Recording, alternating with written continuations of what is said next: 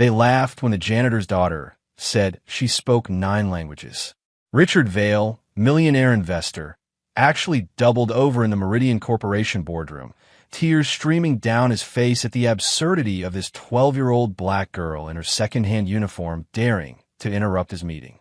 The executives pulled out their phones, ready to make her viral for all the wrong reasons. But in exactly 7 minutes, Amara Kamathi would translate a Portuguese phrase that would wipe the smile off Richard's face, because it was the same phrase he'd used when ordering her father's murder 3 years ago, and she'd just become the only witness who could prove it. Just before we get back to it, I'd love to know where you're watching from today, and if you're enjoying these stories, make sure you're subscribed. The elevator hummed its familiar tune as it climbed toward the 42nd floor. Imani Johnson checked her watch. 4:47 a.m. perfect timing. She'd have the entire executive floor to herself for at least 2 hours before the suits started arriving. The cleaning cart rattled slightly as the elevator slowed, and she steadied it with practiced ease, her dark hands moving with the efficiency of someone who'd done this routine 1,000 times before. The doors opened to reveal the crown jewel of Meridian Global Enterprises, the glass-walled boardroom that overlooked the city like a throne room above the clouds. Even in the pre-dawn darkness, the space commanded respect. Floor-to-ceiling windows reflected the scattered lights of a city that never quite slept, and a massive oak table at the center gleamed under the emergency lighting. Imani wheeled her cart forward, the squeak of its wheels echoing in the silence.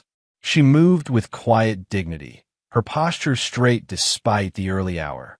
At 38, she'd been cleaning these offices for 6 years, long enough to know every executive's coffee preference and meeting schedule, though most of them had never bothered to learn her name. The service elevator dinged softly behind her. Imani didn't need to turn around to know who it was. "Mama, you forgot your breakfast again." Amara's voice carried a gentle reproach that made Imani smile despite herself. Her 12-year-old daughter stood in the doorway, holding a carefully wrapped chapati and a worn thermos that had seen better days. The girl's school uniform was pressed perfectly. Imani made sure of that every night, but the backpack slung over her shoulder was clearly secondhand, its faded patches telling their own story of making do. "You should be getting ready for school, Habibti," Imani said softly, accepting the food with one hand while pushing her cart with the other. "Bus doesn't come for another hour," Amara replied, following her mother into the boardroom. The girl's eyes swept across the space with undisguised fascination, taking in the leather chairs, the state-of-the-art presentation screen, the coffee station that cost more than their monthly rent. As Imani began her routine, spraying the massive table with cleaning solution, working in careful circles, Amara hummed quietly under her breath. The melody was unmistakably Arabic, something from the old songs Imani's mother used to sing. "English at work," Imani whispered sharply, glancing toward the hallway. "Always English at work." Amara fell. "It's not for people like us," Imani interrupted, her tone firm but not unkind. She'd learned long ago that hope was a luxury they couldn't afford. "That's for people with degrees and connections. We clean up after their dreams. We don't join them." Amara said nothing, but something shifted in her expression, a quiet determination that Imani recognized all too well. It was the same look her father. "9 languages," he roared, slapping the table. "Ladies and gentlemen, we have a child prodigy in our midst. Someone call Harvard. They're missing their youngest professor." Phones appeared instantly, everyone eager to capture what they assumed would be a viral moment of corporate comedy. The girl who thought she could play with giants. Imani stood frozen by her cleaning cart, her knuckles white as she gripped the handle. Every instinct screamed at her to rush forward, to pull Amara out, to apologize and minimize and disappear. Her job, their apartment, their stability, everything hung by a thread. But then she met Amara's eyes across the room. Her daughter stood perfectly straight, completely calm, as if Richard's laughter was nothing more than background noise.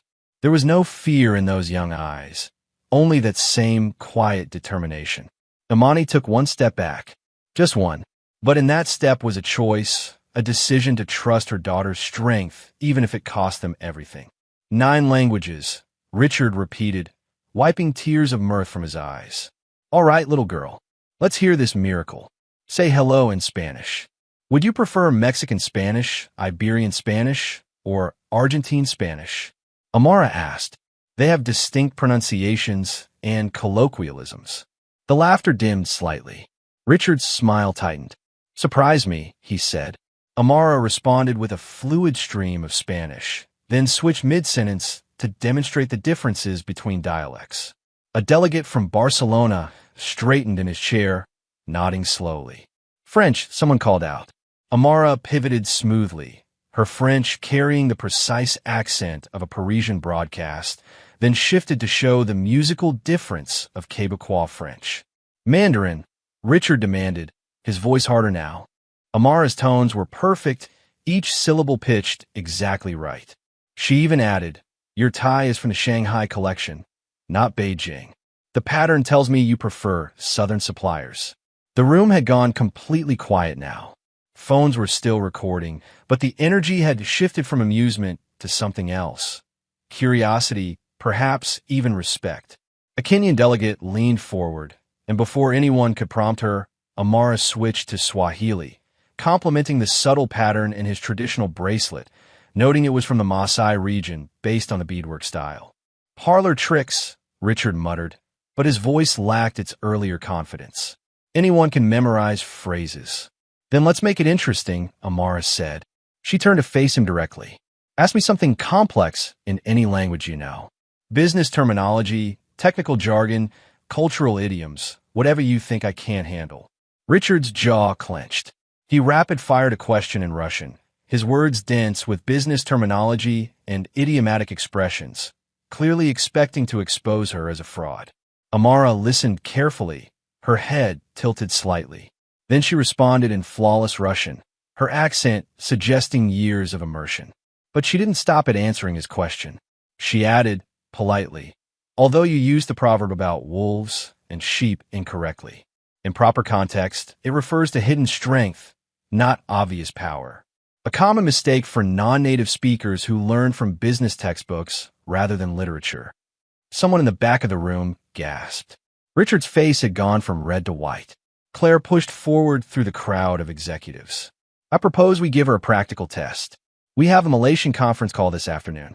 Multiple dialects, technical discussions about shipping routes. Let her sit in as a translator. This is ridiculous, Richard snarled. We're not running a daycare center. The sign says community welcome, Claire countered smoothly. And frankly, our current translation service charges us $30,000 a month and still misses nuances. If she can do even half of what she claims. It's a circus trick, Richard interrupted, but several senior partners were already murmuring among themselves. The PR potential was obvious. Local girl makes good, community engagement, diverse talent pipeline. The story wrote itself. Amara stood quietly through the debate, patient as stone. Then, when Richard turned back to her with what he clearly thought was a dismissive wave, she spoke again, this time in German, her words crisp and precise.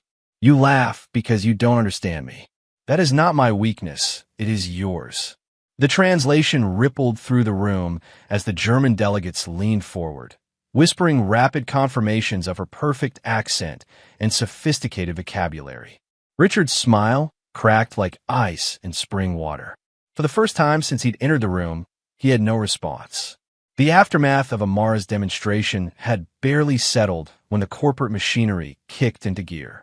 Within an hour, Imani found herself standing in human resources, facing a stern-faced Mr. Keene, the facilities manager who'd overseen the cleaning staff for the past decade. Family members in restricted areas is grounds for immediate termination, Keene said, his fingers drumming against a manila folder that Imani recognized as her employment file. You've been here 6 years without incident, Johnson. Why throw it away now? Through the glass partition, Imani could see Richard Vale holding court with several department heads, his gestures animated, his face still flushed from the morning's humiliation. He caught her eye and smiled, not with humor, but with the cold satisfaction of a predator who'd found new prey. The sign said community welcome. Imani replied quietly, echoing Claire's earlier defense. My daughter saw an opportunity and took it. That's what Americans do, isn't it? Take initiative. Keen's expression didn't change. Your daughter disrupted a board meeting. Mr. Vale is particularly concerned about security breaches. We can't have his staff's kids auditioning between mop buckets. The phrase was pure Richard, calculated to diminish and demean. But before Imani could respond, Claire Arden knocked and entered without waiting for permission. Actually, Mr. Keen, legal has reviewed the situation, she said smoothly, producing a tablet with highlighted text. The community welcome clause specifically states all members of the local community, with no employment restrictions. If anything, barring Amara would open us to discrimination claims. Keen's jaw worked silently. Richard might have power, but legal had lawyers, and lawyers had the final word in corporate America. Fine, he ground out. But if that girl so much as... She won't, Claire interrupted. In fact, Mr. Vale has arranged a proper trial for this afternoon. Neutral observers, controlled conditions. If Amara can prove her skills are real, she gets to assist with the Malaysian call. If not, the matter is closed. After Claire escorted Imani out, she pulled her aside in the hallway. Richard's setting up a trap. He's brought in actors, people who will pretend to be foreign suppliers but throw in deliberate tricks. Dialect shifts, false cognates, technical terms that don't translate cleanly. He wants to humiliate her. Imani's stomach clenched. Then we should leave. I'll find another job. No. Claire's voice was firm. Your daughter just did something I've never seen in 15 years of corporate life. She made Richard Vale speechless. That's worth protecting. She paused. But you need to prepare her. Can you do that? 20 minutes later, Imani found Amara in a supply closet on the 3rd floor, the only private space they could find. The girl sat on an overturned bucket, reading a Mandarin textbook she'd borrowed from the public library. They're going to test you, Imani said without preamble. Real test with tricks and traps. These people, Habibdi, they don't play fair. Amara looked up, her young face serious. I know, Mama. I heard Mr. Vale talking to someone on the phone. He said something about accent actors and making the kid cry. You heard that? From where? The air vent in the women's bathroom connects to his office. Sound travels if you know how to listen. Amara's expression was matter of fact, as if eavesdropping through ventilation systems was perfectly normal. He was speaking Portuguese to someone. Perfect accent, better than the teacher's self-videos. He's not what he pretends to be. Imani absorbed this information, filing it away. She knelt in front of her daughter, taking those small hands in hers. Listen to me. When they test you, speak slowly. Show respect for older voices, even if they're wrong. If they give you insults to translate, never make them sound like jokes. Keep the tone exact. She hesitated, then added, and if someone speaks in a dialect that sounds like Morocco mixed with Greece. Mixed with Greece? Amara's eyes sharpened. Mama, how would you know? Just be careful with that combination, Imani said quickly. Now, tell me all 9 languages, in order of how well you speak them. The test was scheduled for 2 o'clock in Conference Room C, a smaller space than the boardroom, but still impressive with its mahogany table and floor-to-ceiling windows. Richard had assembled his jury, 3 senior partners, the head of legal, 2 representatives from HR, and a handful of department heads who'd canceled other meetings to watch the show. The neutral observers were already in place.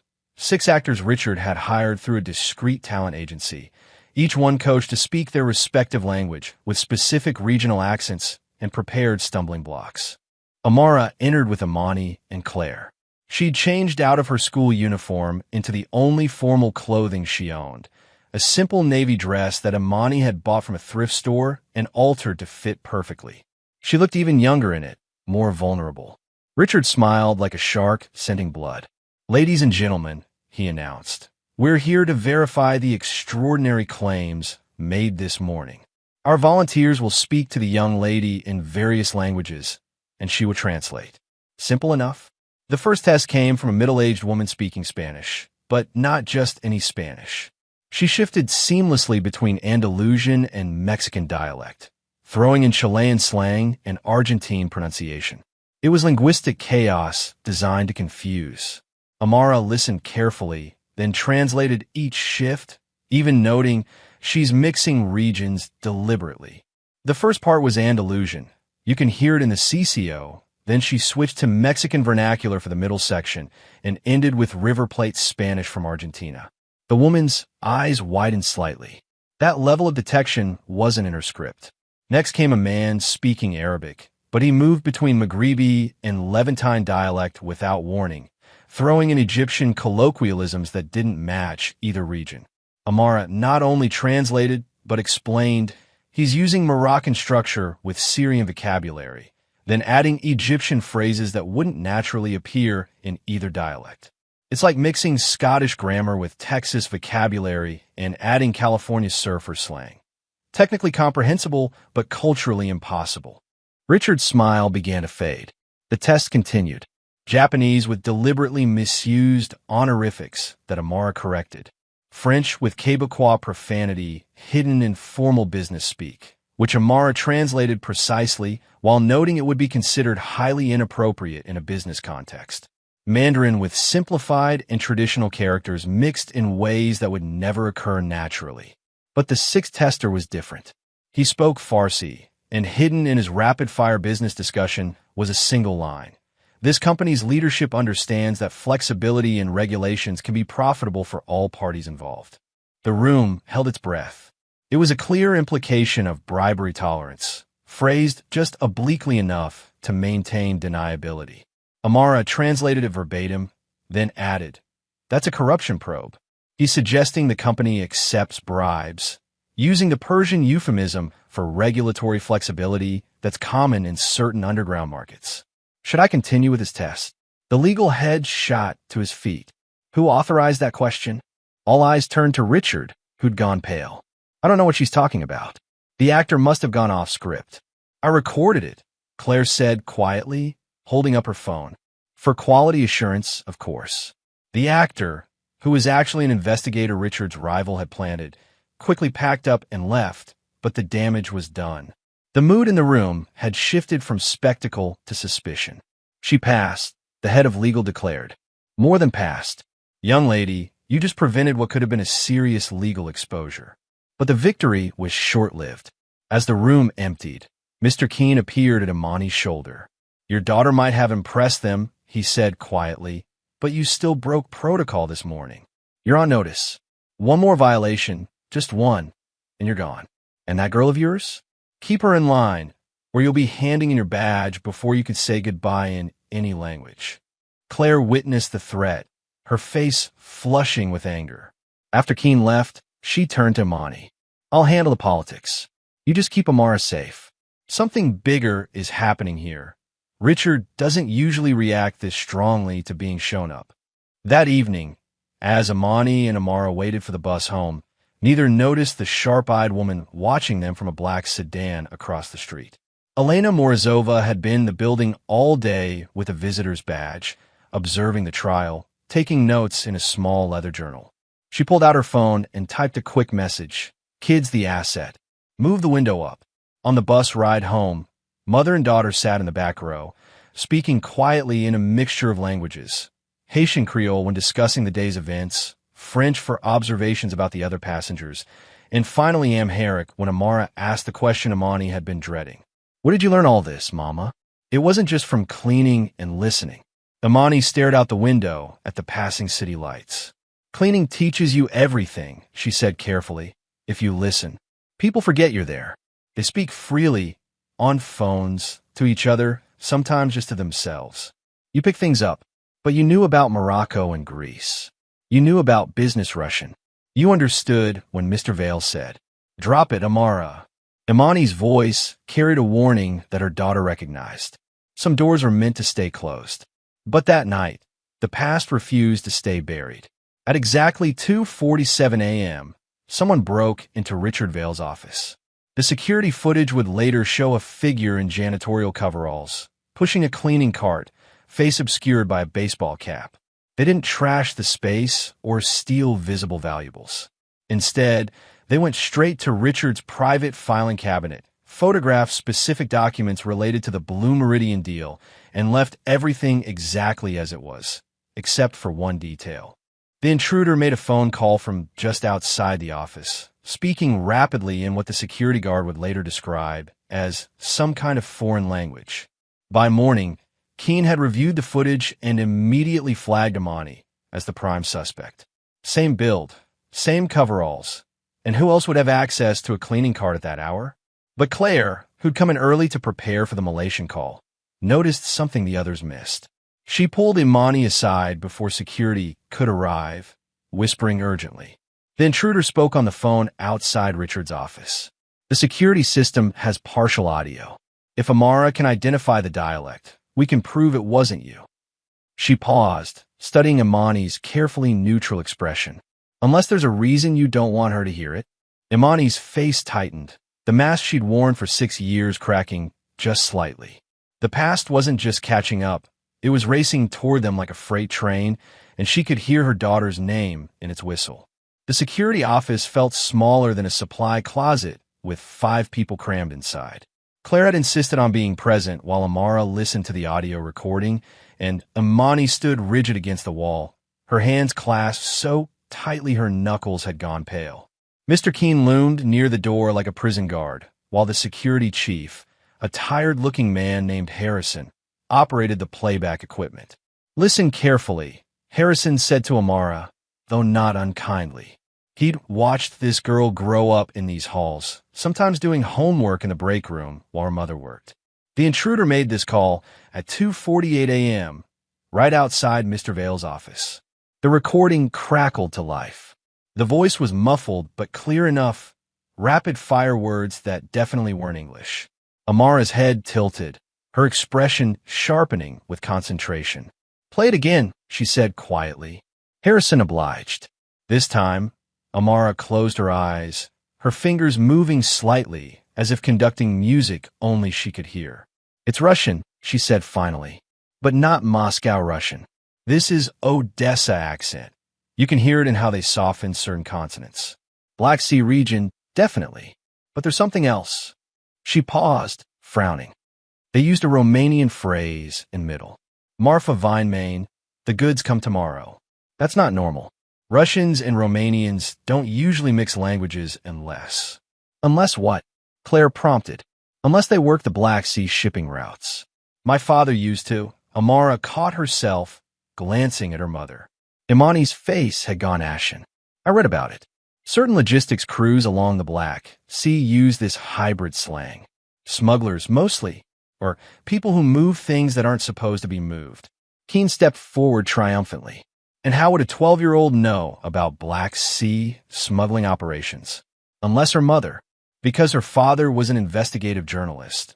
Claire interrupted, her tablet already displaying search results. Daniel Kamathi, specialized in international trafficking, spent 3 years covering the Mediterranean and Black Sea regions. She swiped to show a photograph.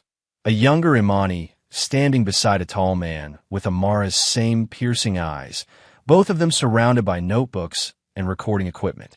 The photo's caption read, "Tangier Press Conference 2018. The room went silent. Imani seemed to shrink into herself, years of carefully maintained anonymity crumbling in seconds. "You're Imani Kamathi," Harrison said slowly. "You testified at the Brussels trafficking trial. Your husband exposed that whole network of..." He stopped, his expression shifting. "But Daniel Kamathi died in 2019. Car accident in Athens." "It wasn't an accident," Imani said quietly, speaking for the first time. "But the police said there wasn't enough evidence to prove otherwise." Claire's fingers flew across her tablet. "You were a volunteer interpreter. Tangier, Piraeus, Malta. You helped refugees navigate asylum applications. You speak..." She looked up sharply. "You speak 7 languages yourself." 8, Imani corrected softly. "But I haven't used most of them in years." "This is all very touching," Keene interjected, "but it doesn't change the fact that someone matching your description broke into Mr. Vale's office. You have access, you have the build, and now we know you have connections to international criminals. The person on the recording is male," Amara said firmly. "The voice pitch is around 100 hertz. My mother's voice, even at its lowest, is 165 hertz. I can demonstrate if you have audio analysis software. Harrison actually smiled slightly. Kid's right. I was waiting to see if anyone would notice. Our software confirmed it this morning. Definitely male voice. Keen's face flushed red. Then she had an accomplice. Enough. Richard Vale's voice cut through the room like a blade. He stood in the doorway, his expression unreadable. Everyone out except the Johnsons, the Kamathis, and Ms. Arden. When the others had gone, Richard closed the door and leaned against it. For a long moment, he simply studied Imani, his gaze calculating. Daniel Kamathi, he said finally, I should have recognized the resemblance in your daughter. Same stubborn jaw, same insufferable need to be right. He turned to Amara. Your father and I crossed paths in Athens, briefly. He was investigating shipping manifests that had been mistranslated deliberately, he claimed, to hide contraband. You knew my father? Amara's voice was steady, but her hands trembled slightly. Knew is a strong word. He accused several of my business associates of serious crimes. Made quite a scene at a maritime conference, actually, waving documents, shouting about humanitarian waivers being used as cover for smuggling. Richard's smile was cold, very dramatic, very public, very dangerous. Imani stepped forward, placing herself between Richard and her daughter. If you had anything to do with his accident, please. I'm a businessman, not a movie villain. Richard straightened his tie, though I did warn him that embarrassing powerful people rarely ends well. He didn't listen. They never do, the crusader types. Is that a threat? Claire asked, her phone clearly recording. Richard laughed. Not his usual booming performance, but something quieter and more genuine. It's a history lesson. The question is whether the daughter is as foolishly brave as the father. He looked directly at Amara. The person who broke into my office took photos of the Blue Meridian deal documents. That's a $10 billion international shipping contract. If those documents leak, people will do more than arrange car accidents. Then maybe you should worry about who actually took them, Amara said, meeting his gaze without flinching, instead of threatening my mother. Something flickered in Richard's eyes. Surprise, perhaps, or even respect. You really are his daughter. He moved toward the door, then paused. The Malaysian call is in 2 hours. You'll translate, not because of this morning's little show, but because I want to see what you do when the stakes are real. When mistranslating a single word could cost millions. After he left, Claire immediately pulled up more information on her tablet. The Blue Meridian deal, it's not just shipping. It's a massive infrastructure project connecting 12 countries. Richard's been working on it for 3 years. She looked up at Imani. Did Daniel ever mention it? No, but Imani hesitated, then pulled out an old flip phone from her pocket. He left me this. Said to keep it charged always. Never explained why. The phone was ancient by modern standards, but when Imani opened it, there was a single text message in the drafts folder, never sent. BM uses same shell companies as Tangier. Check the translators. Claire's eyes widened. BM, Blue Meridian. Your husband was investigating this deal 3 years ago. Which means, Amara said slowly, someone thinks we might have information. That's why they're watching us. Watching? Imani spun toward her daughter. What do you mean watching? There's been a black sedan outside our building for 3 days. Same one that was here yesterday during my test. The woman inside has a visitor badge, but she never comes in during normal hours. Amara pulled out her own phone, a basic model Imani had gotten her for emergencies, and showed a blurry photo. I took this from the bus window. Claire zoomed in on the image. Despite the poor quality, they could make out a woman with sharp cheekbones and dark hair, pulled back severely. I'll run this through our visitor database. Don't. Imani's voice was firm. If she's who I think she is, official channels will only make things worse. You know her? Elena Morozova. She worked with some of the people Daniel was investigating. Not a criminal, exactly, but what they call a facilitator. She makes problems disappear. Imani's expression was grim. If she's here, someone's very worried about what we might know.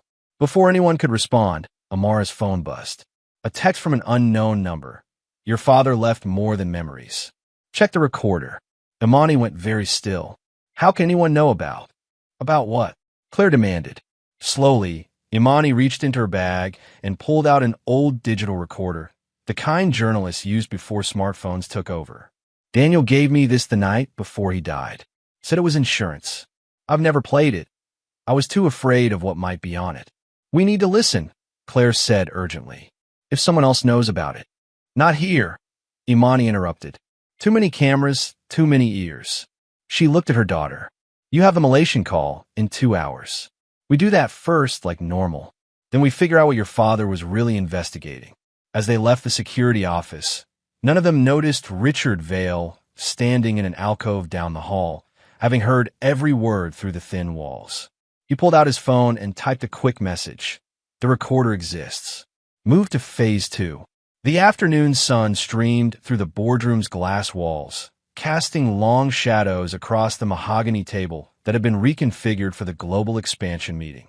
Delegates from 6 countries had arrived over the past hour, each bringing their own translators, assistants, and enough cultural complexity to make the air feel electric with potential misunderstanding. Amara sat at Claire's right hand, a position that hadn't gone unnoticed. Richard had tried to relegate her to a corner. Observation only, he'd insisted, but Claire had smoothly countered that proper translation required proximity to all speakers.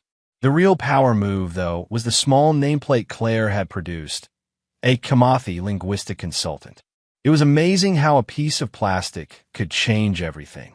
With a title, Amara transformed from an interloping child to a professional presence. She'd even borrowed a blazer from Claire that, while too large, gave her an air of seriousness that made several delegates nod approvingly. Imani watched from his service hallway, officially there to manage coffee service, but really standing guard. She'd already spotted Elena Morozova in the building, this time with an executive visitor pass that gave her access to the floor. The woman had positioned herself in the lobby with a clear view of both elevators, pretending to work on a laptop while her eyes tracked every movement. Ladies and gentlemen, Richard began, his showman's voice filling the room. Today we make history. The Blue Meridian Project will revolutionize shipping across 3 continents. Our partners from Kenya, Japan, Germany, Brazil, the UAE, and Malaysia have come to finalize the framework that— Excuse me, interrupted Mr. Tanaka from the Japanese delegation, speaking in accented but clear English. We were promised translation services for all technical discussions. My colleagues would be more comfortable. Of course, Richard gestured dismissively toward a man in a gray suit standing by the wall. Mr. Peterson here is certified in 12 languages. Peterson stepped forward with practiced confidence, but before he could speak, Amara quietly said something in Japanese. Mr. Tanaka's eyes widened, and he responded rapidly in his native language. They exchanged several sentences while Peterson stood frozen, clearly unable to follow the pace. What did you tell him? Claire asked quietly. That Mr. Peterson's certification is from an online course that doesn't test for business vocabulary. I recognized the pronunciation pattern. They all make the same mistakes with formal particles. Amara kept her voice neutral, professional. Mr. Tanaka agrees. It would be better if I assisted. Richard's jaw clenched, but several other delegates were already murmuring approval. The Brazilian representative, Ms. Santos, said something in Portuguese that made Richard's eyes flicker, just for a moment, with understanding. The meeting officially began with financial projections. The German delegation, led by a stern woman named Director Hoffman, immediately identified discrepancies in the liability structures. She spoke rapidly in German to her colleague, assuming no one else would understand. The penalty schedule is wildly asymmetric, she said, using the German word for asymmetric. Peterson began to translate. Director Hoffman says the penalties are unbalanced. Asymmetric, Amara corrected quietly. Specifically, she's concerned that European partners bear 70% of late delivery penalties, while controlling only 40% of the supply chain. She used the term wildly, which suggests she finds this unacceptable, not merely unbalanced. Director Hoffman looked at Amara with sharp approval. Exactly so. This child understands nuance better than your certified translator. The next hour became a masterclass in linguistic precision.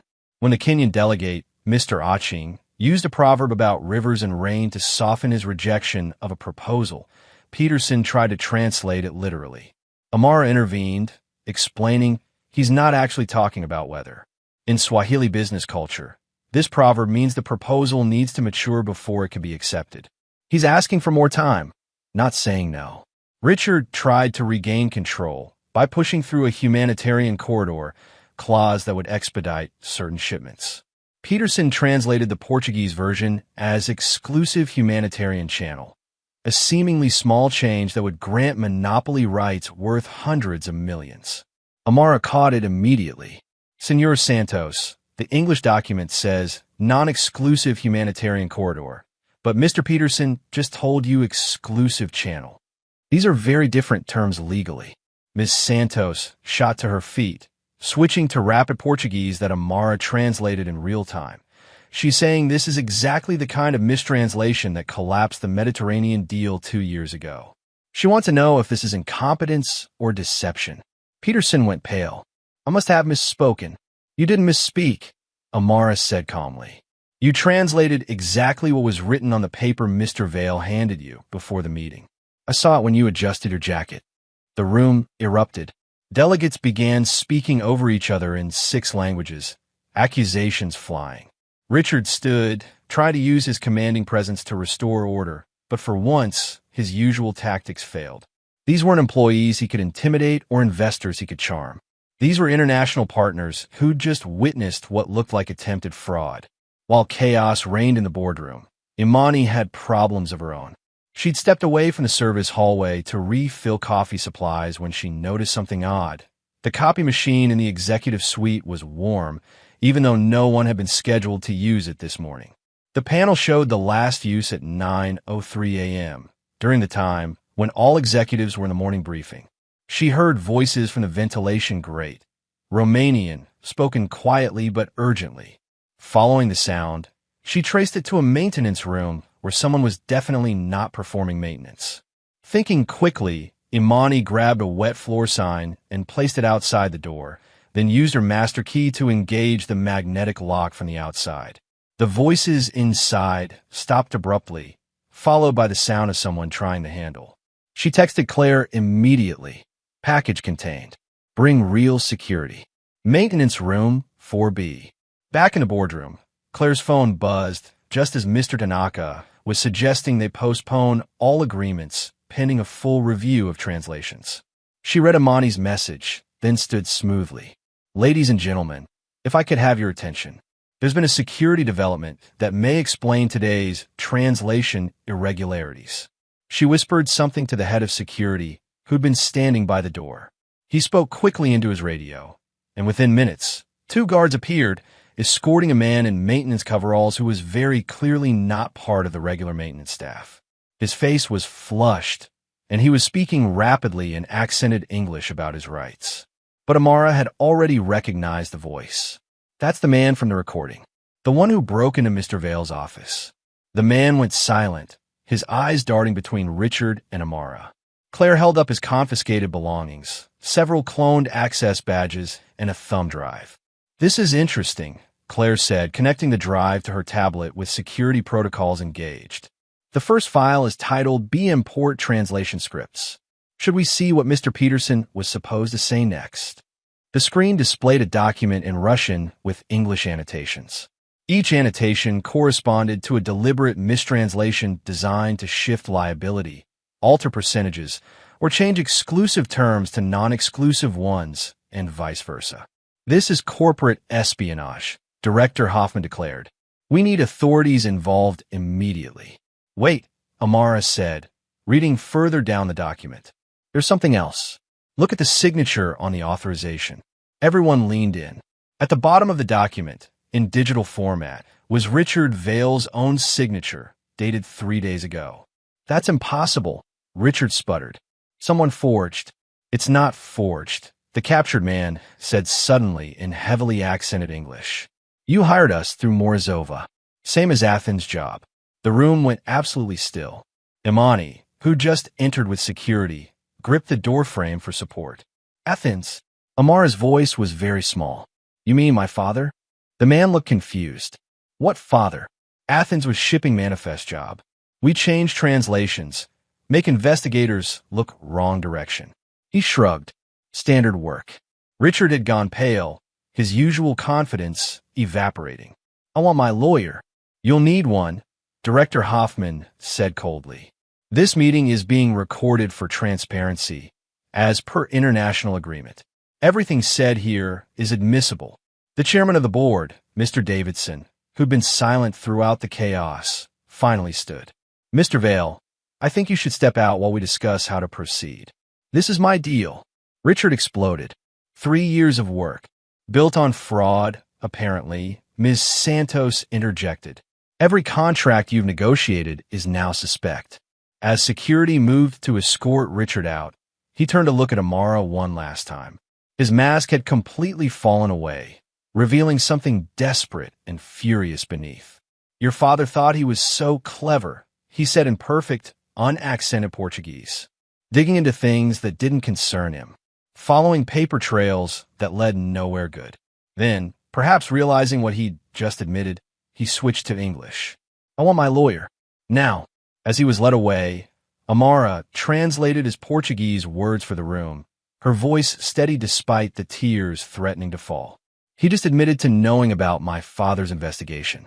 In Portuguese that no American businessman should speak that well unless he'd spent significant time in Portugal or Brazil, Claire finished, which isn't in any of his official biographies. The delegates were already on their phones, calling their home offices, initiating their own investigations. The Blue Meridian deal, 3 years in the making, was collapsing in real time. But Amara wasn't done. She turned to the captured man, switching to Russian. They had a rapid exchange that left him looking increasingly uncomfortable. He says there's more, Amara translated. Files about other deals, other mistranslations. All authorized by Mr. Vale. All facilitated by Elena Morozova.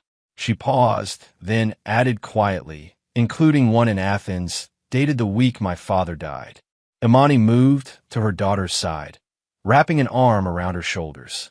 For once, Amara looked exactly what she was, a 12-year-old girl who just learned that the man who'd been laughing at her that morning might have killed her father. We need those files, Claire said urgently. If there's proof. The man laughed bitterly. Morozova has files. But she's ghost now. Moment Vale got arrested, she'd disappear. That's what she does, facilitate, then evaporate. As if on cue, Claire's phone buzzed with a security alert. The visitor badge for Elena Morozova had been left at the reception desk.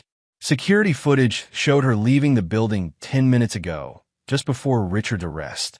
But she'd left something behind.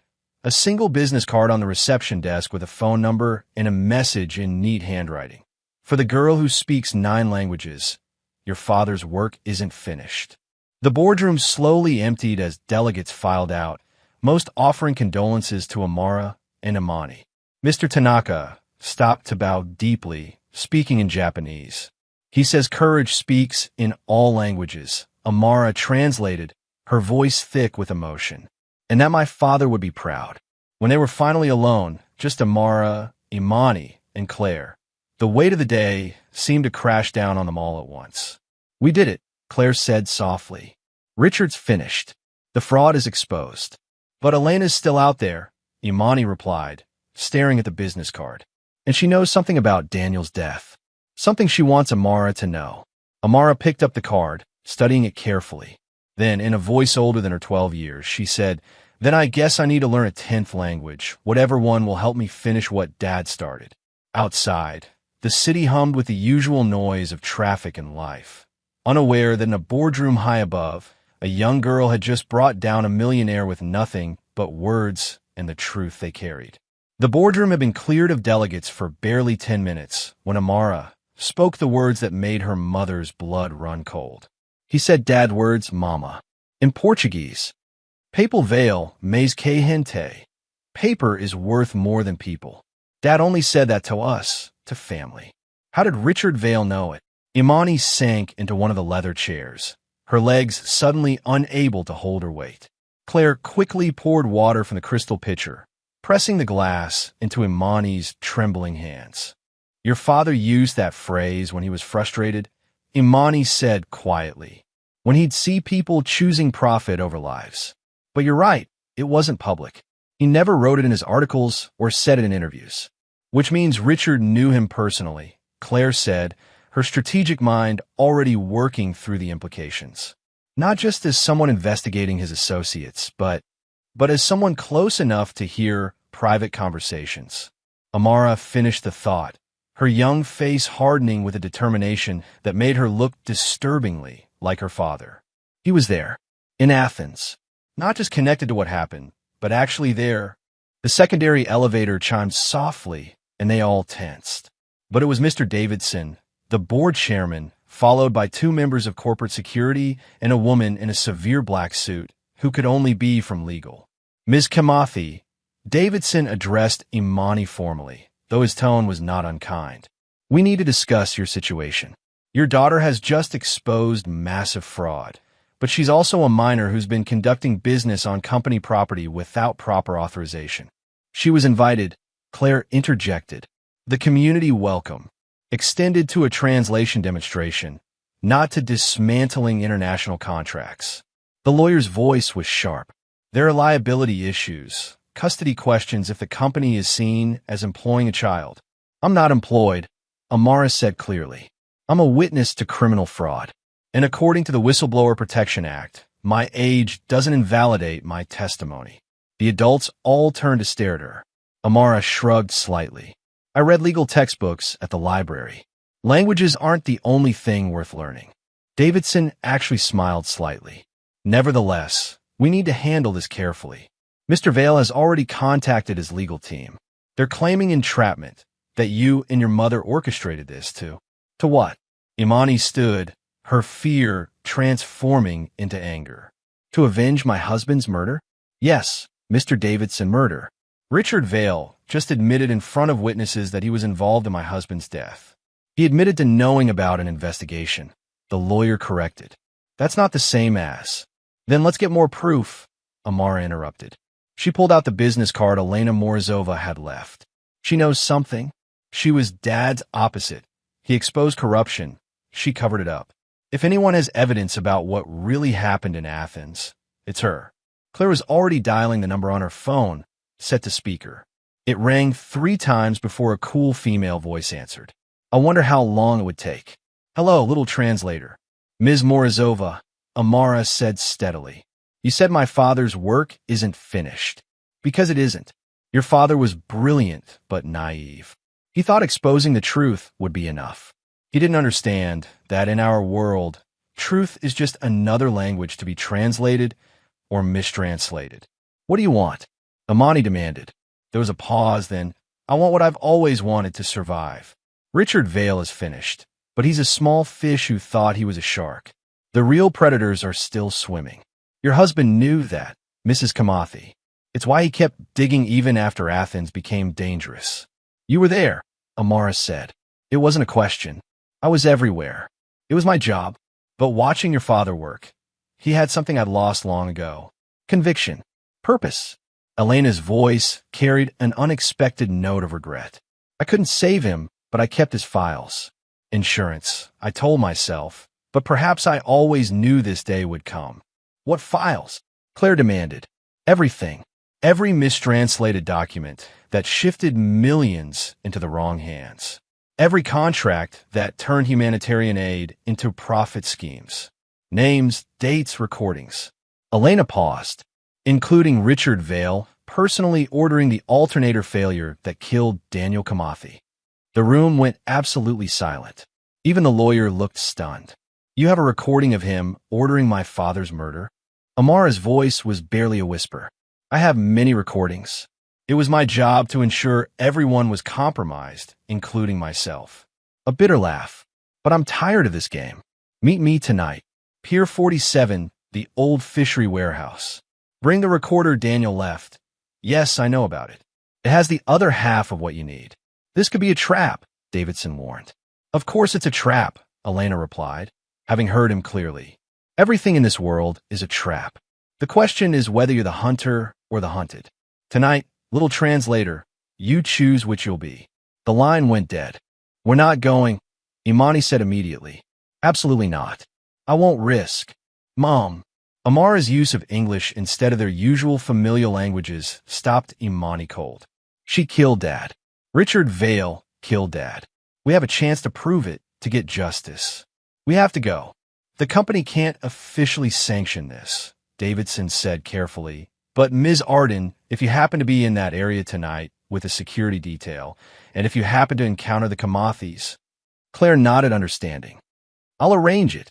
As they prepare to leave, none of them noticed the figure who'd been listening through the same ventilation system Amara had discovered. Richard Vale might have been in custody, but he still had allies, and one of them was already making a phone call. They're meeting Morozova tonight. Pier 47. Make sure none of them leave with those files. That evening, as the sun painted the harbor in shades of amber and rust, 3 cars made their way toward the waterfront. Claire drove the first, with Amara and Imani as passengers. Behind them, a discreet security van followed at a distance. And behind that, though none of them knew it, a black sedan carried 2 men who'd done this kind of work before. The old fishery warehouse squatted at the end of Pier 47 like a forgotten giant, its corrugated walls rusty with age and salt air. Elena Morozova stood at the entrance, looking nothing like the sharp professional who'd haunted the Meridian building. Her hair was down, her designer clothes replaced with practical dark clothing, and there was a weariness in her posture that spoke of someone who'd been running for a very long time. You came, she said simply as they approached. I wasn't sure you would. You have proof about my father, Amara said. That's all that matters. Elena studied her for a long moment. You have his courage, but your mother's wisdom. That might keep you alive longer than he managed. She gestured toward the warehouse. Kulme, we don't have much time. Inside, the space was mostly empty except for a few rusted containers and the smell of old fish and older secrets. Elena led them to a small office where a laptop waited on a dusty desk, connected to several external drives. Your father, she began, pulling up files on the screen, stumbled onto something huge. Not just Richard Vale's small-time fraud, but an entire network. They call themselves facilitators, but they're really parasites, feeding on humanitarian crises, refugee movements, international aid. The screen filled with documents, photos, recordings. Amara translated headers in various languages: Russian, Arabic, Mandarin, Portuguese. Each one detailed another scheme, another theft, another life lost to greed. This is overwhelming, Claire said. We need to focus on Richard, on Daniel's death. No, Elena interrupted. That's thinking small. Your father died because he wouldn't think small, couldn't ignore the bigger picture. She turned to Amara. Show me the recorder. Imani reluctantly produced Daniel's old device. Elena connected it to the laptop with a cable that looked older than Amara. Your father was smart. He encrypted his most important files, split them between devices. This recorder has the key. My drives have the lock. Together. She pressed play. Daniel's voice filled the room, strong and clear despite the static. He was speaking in French, then switching to Arabic, then Swahili, a linguistic code that would have been gibberish to most people, but painted a clear picture for those who could understand. He's describing the network, Amara, translated in real time. Names, positions, connection points. Richard Vale was middle management. He handled North American operations, but there were others. Sao Paulo, Moscow, Beijing.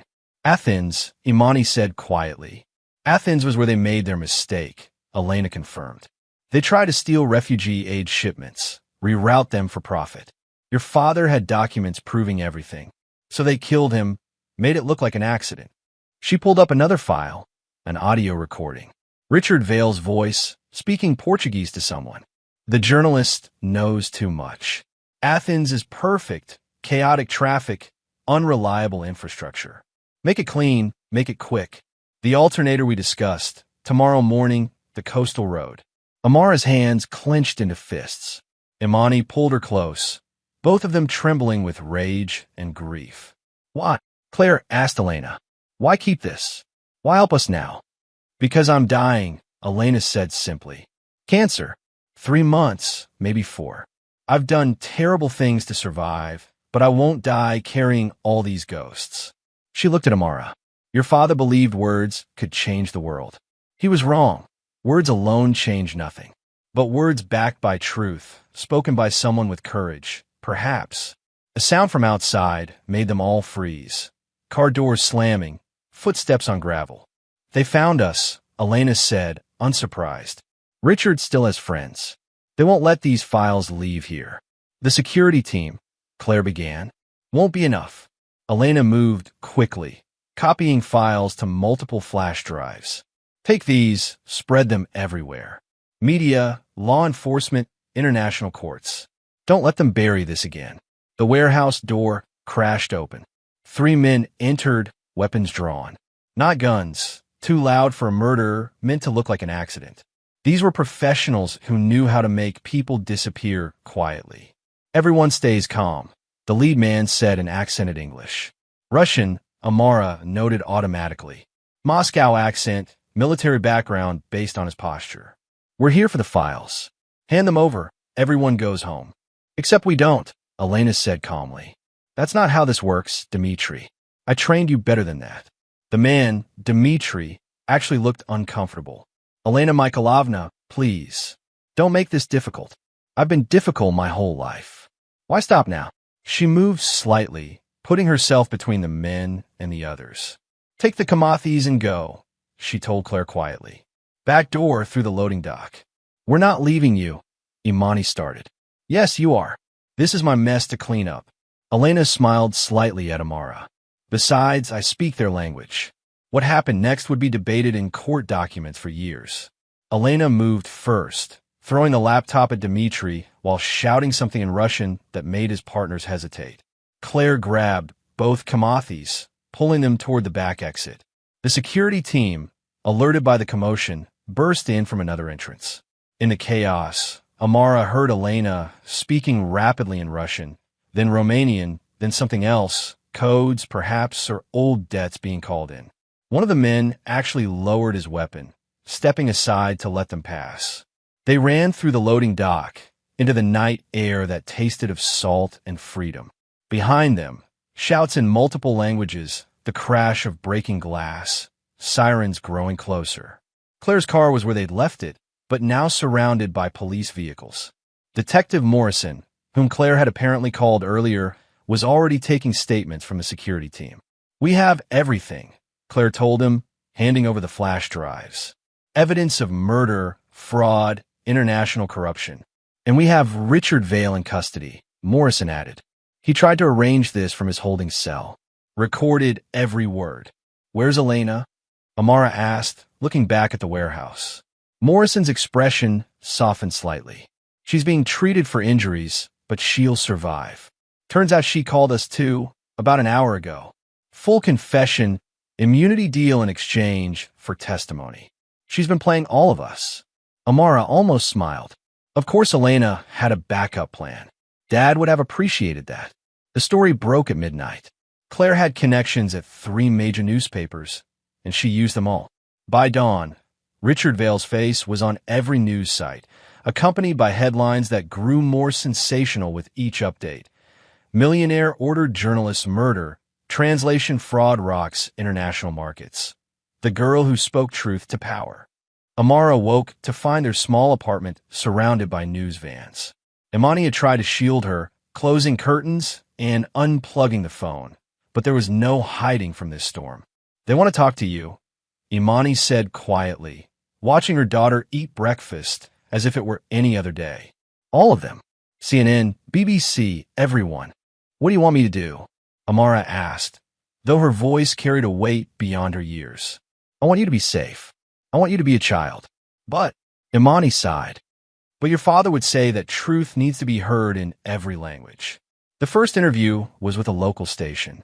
Amara sat straight-backed in their tiny living room, speaking clearly and carefully. When they asked her to demonstrate her languages, she did more than just translate. She explained how Richard Vale had used linguistic confusion to hide his crimes, how her father had died trying to expose the truth. But Richard wasn't finished. From his cell, through his lawyers, he orchestrated a counterattack that was vicious in its simplicity. Meridian Corporation exploiting child labor, read the first headline, accompanied by a photo of Amara in the boardroom. 12-year-old forced to work without pay. This is ridiculous, Claire fumed, pacing her office while fielding calls from corporate board members. She volunteered, she exposed fraud. And now Vale's team is spinning it as child exploitation, Davidson said grimly. They're claiming we used a minor to circumvent union translators, that we put her in danger, that her mother pressured her to perform. The public relations damage was swift. Child welfare services arrived at the apartment that afternoon, questions ready about Amara's schooling, her work hours, her home environment. Imani had to produce documentation proving her daughter maintained straight A's, that she'd never missed school for work, that their small apartment was safe and clean. This is harassment, Imani told the social worker, a kind-faced woman named Mrs. Patterson who seemed genuinely sympathetic. I know, and I'm sorry. But when allegations involve a child this high profile, we have to investigate. She looked at Amara, who was calmly reading a book in Arabic. She seems remarkably composed for everything she's been through.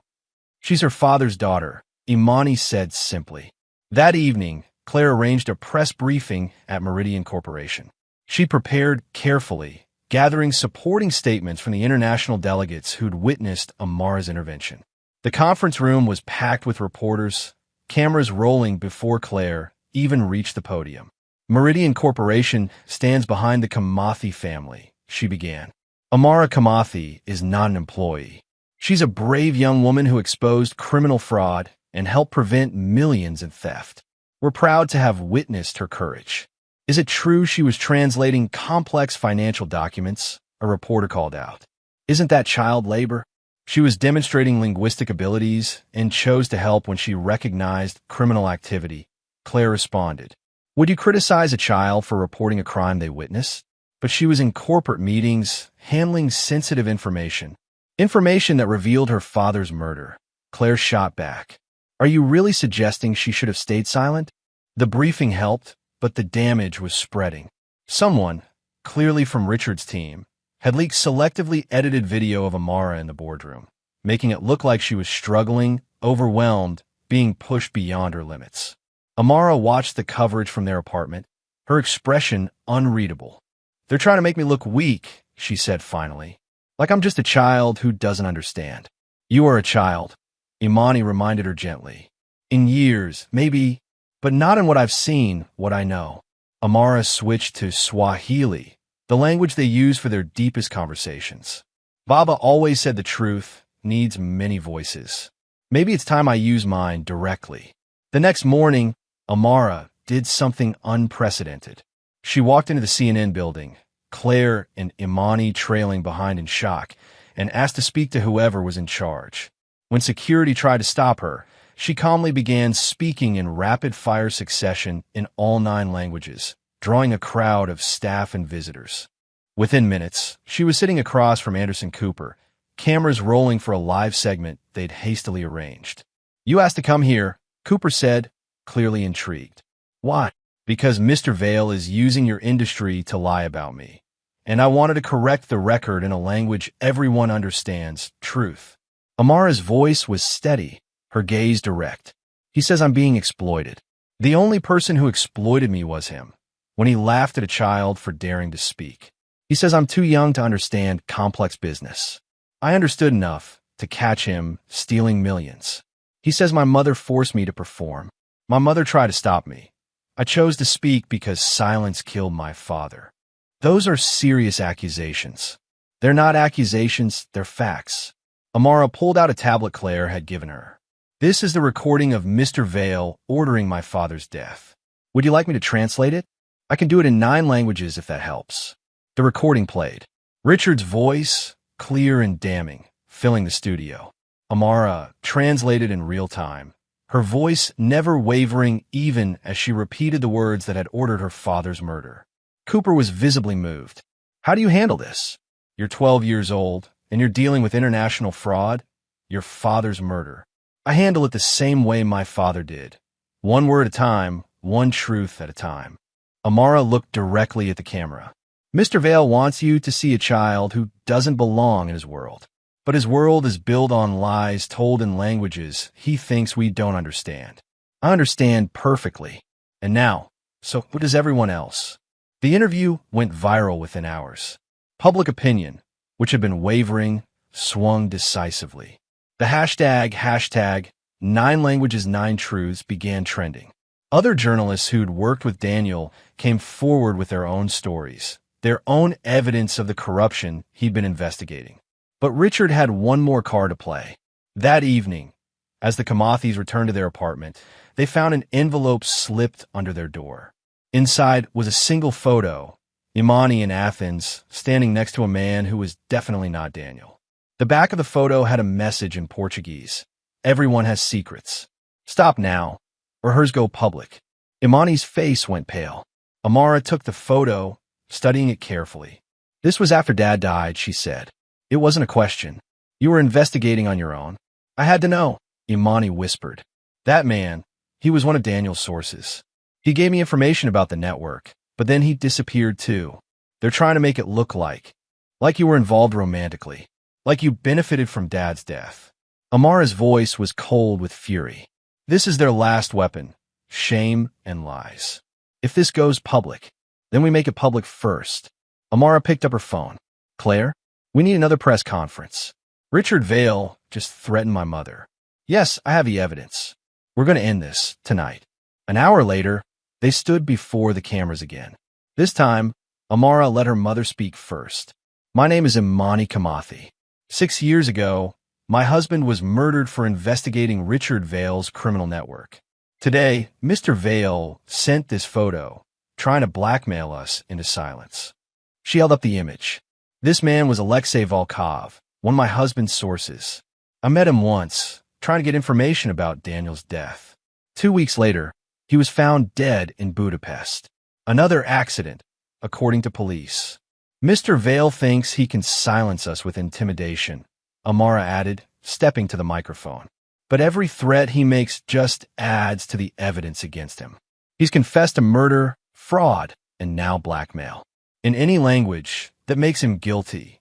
The room erupted with questions, but one voice cut through the chaos. Detective Morrison had arrived with federal agents. We've just arrested 3 more members of Vale's network based on Elena Morozova's testimony, he announced. The investigation is now international. Interpol is involved. As the press conference ended and the cameras finally turned away, Amara felt her mother's hand on her shoulder. It's not over, Imani said quietly. Vale will be convicted, but there are others. There always are. I know, Amara replied, switching to Arabic for privacy. But Dad's work is finally being heard. In every language, by everyone who needed to hear it. That night, for the first time since the ordeal began, they received a call that wasn't from press or lawyers. It was Mr. Tanaka from the Japanese delegation. Miss Kamathi, he said in careful English. My colleagues and I have discussed. We would like to offer you something, not employment, but education. A full scholarship to the Tokyo International Academy. You would study languages, law, journalism, whatever you choose. Your mother, too, if she wishes. Amara looked at Imani, who nodded slowly. Thank you, Amara said in perfect Japanese. We'll consider your generous offer. As she hung up, similar offers were already arriving by email from Germany, Brazil, Kenya. The world had heard her speak, and now it wanted to hear more. But first, there was something else to do. Amara pulled out the old recorder, Daniel's voice still preserved in its memory. We should make copies, she said. Dad's words shouldn't exist in just one place, in just one language. What are you thinking? Imani asked. I'm thinking we translate everything, all his work, all his investigations, into every language I know. And then we share it with everyone. Amara smiled slightly, the first real smile in days. Dad always said truth needs many voices. Let's give it 9 to start. 3 weeks had passed since the media storm, and Meridian Corporation's boardroom had been transformed into something resembling a United Nations assembly. The same delegates who'd witnessed Amara's first triumph had returned, but this time they brought lawyers, investigators, and documentary crews. The Blue Meridian deal wasn't just being renegotiated, it was being dissected as a case study in international fraud. Richard Vale entered in handcuffs, flanked by federal marshals. His orange jumpsuit was a stark contrast to the Italian suits he'd once worn like armor. But his eyes still held that dangerous glint, the cornered predator who hadn't yet accepted defeat. "This is highly irregular," his lawyer, a sharp-faced man named Brennan, protested. "My client shouldn't be subjected to a corporate meeting while criminal proceedings are." "Your client requested this," Judge Harrison interrupted. She'd been brought in as a neutral arbiter, her reputation for handling international corporate crime unassailable. "He claims there are translation errors in the evidence against him. We're here to verify that claim." Amara sat at the prosecutor's table, no longer the nervous child who'd first entered this room with a mop bucket. She wore a simple black dress, still secondhand, but pressed with the same care Imani had always shown. Her mother sat behind her, joined by Claire and a surprising addition, Elena Morozova, pale from her illness but sharp-eyed as ever. "Let's begin," Judge Harrison said. "Mr. Vale, you claim the recording of you ordering Daniel Kamathi's murder was mistranslated?" "Not mistranslated," Richard said smoothly. "Fabricated. Deep-faked. Modern technology can make anyone say anything in any language." Prosecutor Williams stood. "We've had 3 independent forensic analysts verify the recording's authenticity. Paid for by people who profit from my downfall," Richard interrupted. "I want the girl to translate it again. Here. Now. In front of everyone." It was a trap, somehow. Amara could feel it. But she stood anyway, facing the man who'd killed her father. "Play the recording," she said calmly. The audio filled the room. Richard's voice, speaking Portuguese with that too-perfect accent. But this time, Amara heard something she'd missed before, a slight glottal stop on certain words, barely noticeable unless you knew what to listen for. "You learned Portuguese in Sao Paulo," she said suddenly. "Not Portugal, not Rio, but specifically Sao Paulo. The way you pronounce Trabalho, it's distinctive to that region, to a particular neighborhood. Actually, Bella Vista, where the old Italian families mixed with Portuguese immigrants." Richard's jaw clenched. "That's where the network started, isn't it?" Amara continued, switching to Portuguese. "You weren't middle management. You were one of the founders." "Objection," Brennan shouted. "This is speculation." "Then let me be specific," Amara said. She pulled out a tablet, displaying documents Elena had provided. July 2015, Sao Paulo. A mistranslated aid contract redirected medical supplies meant for Syrian refugees. The signature authorizing the translation company? RV Enterprises. October 2016, a clerical error in Mandarin documentation moved $12 million from disaster relief to a shell company in Macau. The approval code? RV 1947. Your birth year, Mr. Vale. The room had gone completely silent. Even the documentary cameras seemed to hold their breath. But the masterpiece, Amara continued, was Athens 2019. You didn't just order my father's death. You were there. You personally oversaw it. That's a lie, Richard snarled. Then explain this. Amara switched to Greek, reading from a police report. Witness statement from a cafe owner. An American businessman was arguing with the journalist. He spoke Greek poorly but Portuguese perfectly. The description matches you exactly. Hundreds of Americans speak Portuguese. But how many were on a flight from Athens to New York the morning my father died? Claire stood, presenting flight records. You used a different name, Robert Vincent, but the passport photo is clearly you. Richard's lawyer was frantically whispering in his ear, but Richard pushed him away. His mask had finally completely shattered. Your father was a fool, he spat, abandoning all pretense. He could have taken the money, looked the other way like everyone else. 50,000 euros just to miss a few shipping manifests. But no, he had to be noble. Had to be a hero. So you killed him, Amara said. It wasn't a question. I didn't pull the trigger or cut the brake lines. I'm a businessman, not a murderer.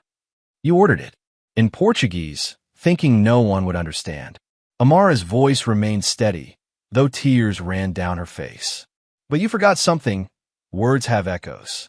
They ripple out, touch other shores, find other ears. My father knew that. It's why he recorded everything. What recording? Richard's voice had gone cold. Amara pulled out Daniel's old recorder, but also a second device, one Richard recognized with visible shock. Your own insurance policy, Elena said from her seat. You recorded all your calls, Richard. Every order, every threat, every bribe. You taught me that always have leverage. I simply took your advice. The second recorder played. Richard's voice again, but younger, cockier. The Kamathi problem needs a permanent solution. Make it look random, a robbery, an accident, whatever. Just make sure he can't testify. The date stamp was 3 days before Daniel's death. Richard lunged forward, but the marshals restrained him. That's private property. Stolen evidence. It's inadmissible. Actually, Judge Harrison said calmly, Ms. Morozova has already authenticated it as part of her immunity agreement. It's fully admissible. The dominoes fell quickly after that. Each piece of evidence Amara presented triggered another confession from Elena, another document from Claire's investigation, another corroborating witness via video link. The Brazilian delegate, Ms. Santos, testified about suspicious mistranslations going back 5 years. Mr. Tanaka presented evidence of similar fraud in Asian markets. Director Hoffman had brought a forensic accountant who traced money through 17 shell companies, all leading back to Richard. But Richard had one last poison pill to deploy. If I go down, he said, his voice carrying across the room, I'm taking everyone with me. Every executive who looked the other way, every official who took a payment, every translator who changed a single word for profit. I have names, dates, amounts. Is that a threat, Mr. Vale? Judge Harrison asked. It's a promise. Starting with David Rourke, sitting right there in the corner, pretending to be shocked. Tell them about Bangkok, David. Tell them about the orphanage funds. Rourke, a senior vice president, went white. Other executives began shifting nervously. Or maybe Jennifer Martinez should explain the Lagos medical supplies. Or Thomas Chun and the earthquake relief funds that built his beach house. You're lying, someone shouted. Am I? Check my office safe. The real one, behind the Monet reproduction. Everything's there. Every crime, every conspirator. Richard smiled, all teeth and malice. I may be a monster, but I'm not the only one in this room. Chaos erupted. Executives were shouting denials. Lawyers were demanding clients leave. Investigators were making rapid phone calls. Through it all, Amara stood perfectly still, watching Richard with an expression that was almost pitying. When the noise finally died down, she spoke in English, then repeated herself in all 9 languages, ensuring everyone understood. You think you're revealing secrets, but you're only confirming what we already knew. This corruption spreads like a disease through organizations that forget their purpose. But diseases can be cured if you're willing to cut deep enough. She turned to Judge Harrison. I motion that Meridian Corporation undergo full forensic examination. Every department, every contract, every translation. Let the light shine everywhere, not just on Mr. Vale. Davidson, the board chairman, stood slowly.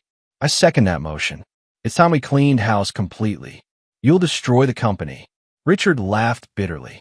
Stock prices will crater. Thousands will lose jobs. Because of what you built, Amara interrupted. You created a tower of lies and are angry it's falling. But my father taught me something. It's better to rebuild on truth than to live in a palace of lies. Richard stared at her for a long moment, something flickering in his eyes, perhaps recognition that this 12-year-old girl had done what federal investigators, rival corporations, and international law enforcement had failed to do for years. You really are your father's daughter, he said finally. He'd be proud of how thoroughly you've destroyed me. I didn't destroy you, Amara replied in Portuguese, the language of his crimes. You destroyed yourself the moment you chose profit over people. I just translated your choices into consequences. 6 months later, the Meridian Corporation building looked the same from the outside, but everything within had changed. The executive floor had been restructured, with glass walls replaced by open spaces. The boardroom where Amara had first spoken now bore a plaque. Truth needs no translation, in memory of Daniel Kamathi. The trials had been swift and decisive. Richard Vale received life without parole for murder, fraud, and racketeering. 17 other executives faced various sentences. The Blue Meridian Project had been restructured under international oversight, with new transparency requirements that included public translation reviews. Amara stood in that same boardroom, but this time she wasn't alone.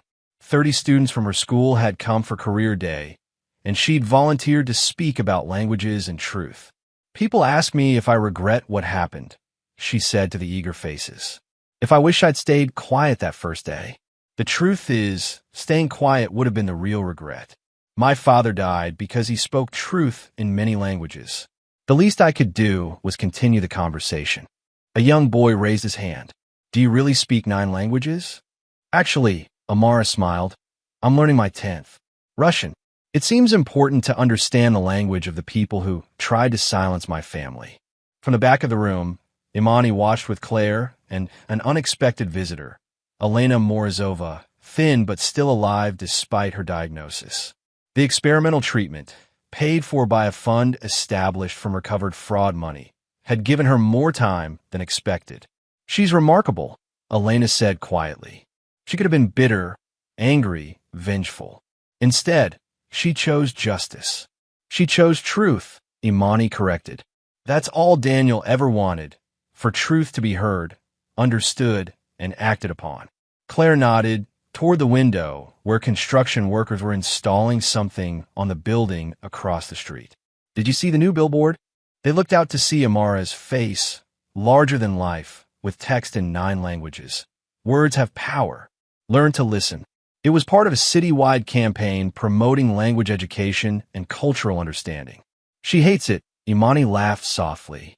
"Says it makes her look like she's selling something." "She is," Elena said. "Hope. The radical idea that understanding each other might actually change something." After the presentation, as students peppered Amara with questions, a familiar figure appeared in the doorway. Mr. Davidson, now interim CEO after the board's restructuring, waited patiently until the crowd dispersed. "Ms. Kamathi," he said formally, then softened. "Amara, the board has made a decision about your family's lawsuit against the company." Imani stepped forward protectively, but Amara held up a hand. "We're not seeking money, Mr. Davidson. We never were." "I know, which is why the board wants to do something else." He handed her an envelope. "It's not compensation. It's an investment." Inside was a document establishing the Daniel Kamathi Foundation for Linguistic Justice, funded with $50 million from recovered fraud assets. The foundation will provide translation services for refugees, investigate linguistic fraud, and train young translators from immigrant communities, Davidson explained. The board unanimously agreed. If language can be used as a weapon, it can also be a shield. "We want you and your mother to run it." Amara looked at Imani, who was crying silently. "We need to think about it.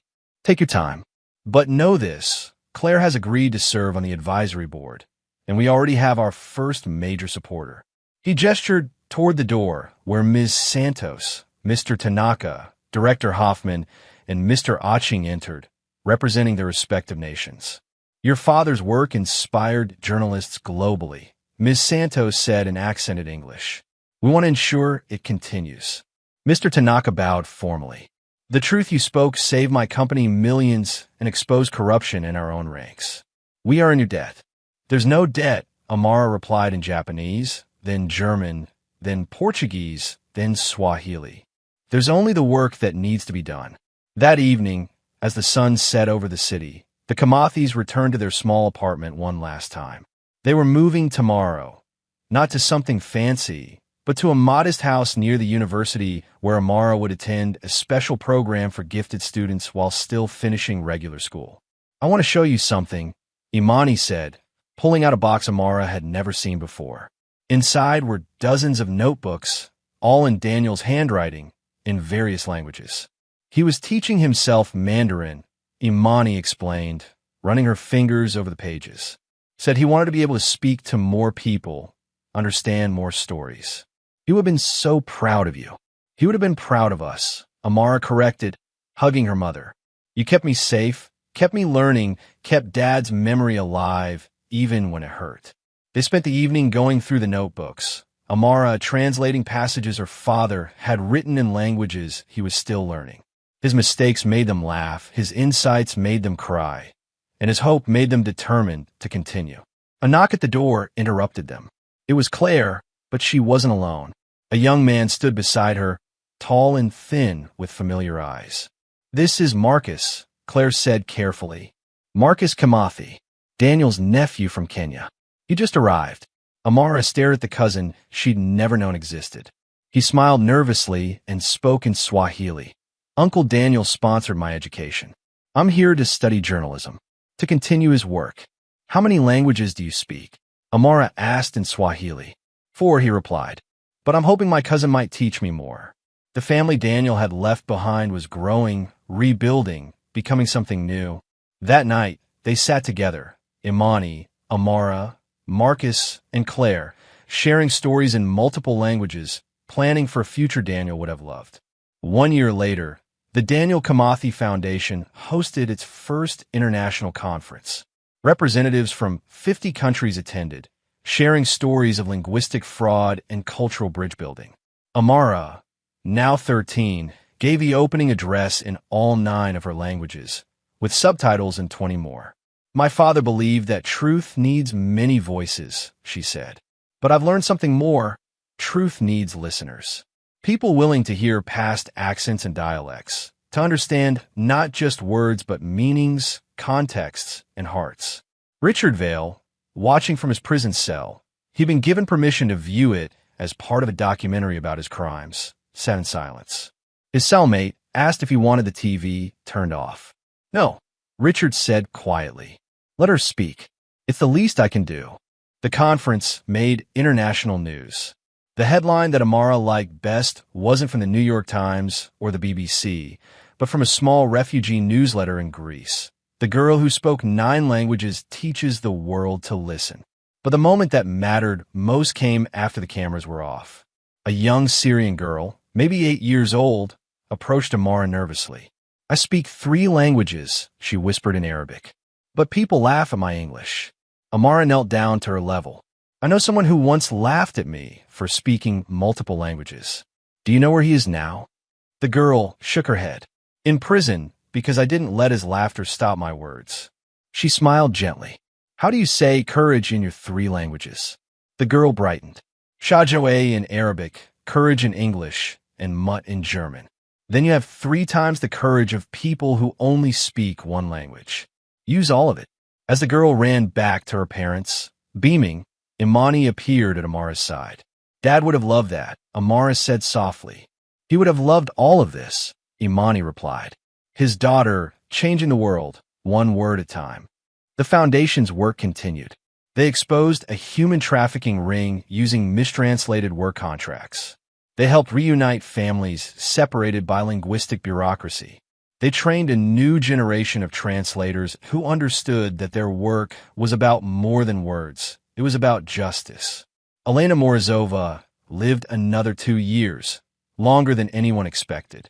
She spent them teaching Foundation investigators how to spot linguistic manipulation, how to trace shell companies through translation patterns, how to hear the lies hidden in multilingual contracts.